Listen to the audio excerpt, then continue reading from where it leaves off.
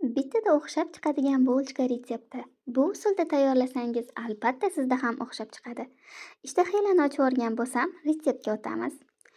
250 milligram iliq sut, droji, 3 osh qoshiq shakar solamiz va yaxshilab aralashtirib, ustini yopib, olib qo'yamiz.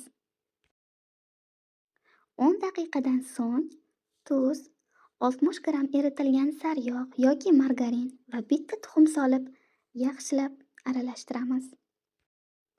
Taxminan 400-450 gramm un solamiz, iliqdan o'tkazib va yaxshilab yumshoqqina xamir qoramiz. Xamirimiz tayyor bo'ldi va uni 30 daqiqaga ustini yopib, iliq joyga olib qo'yamiz. Xamirimiz shunaqa teng 2 baravar bo'lib ko'tarilishi kerak. Oshgan xamirlarimizni ikkiga bo'lamiz va yoyib olamiz. Videoda ko'rsatilgandek qilib kesib, ichiga istalgan nachinkamizni solamiz. Men birinchi xamirimizga tvorog va zgushonka solib nachinka tayyorlab oldim.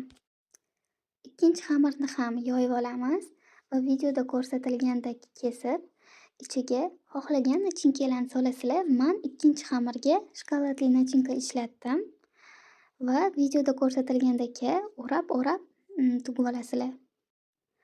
Va listga joylab, ustiga bitta tuxum sarig'ini suramiz. Shokoladli nachinkani ustiga shokolad, tvorogli nachinkani ustiga bo'lsa shakar sepib, 180 gradusda 25-30 daqiqada pishirib olamiz. Mana bulchkalarimiz ham pishib chiqdi. Albatta tayyorlab ko'ring. Yoqimli ishtaha.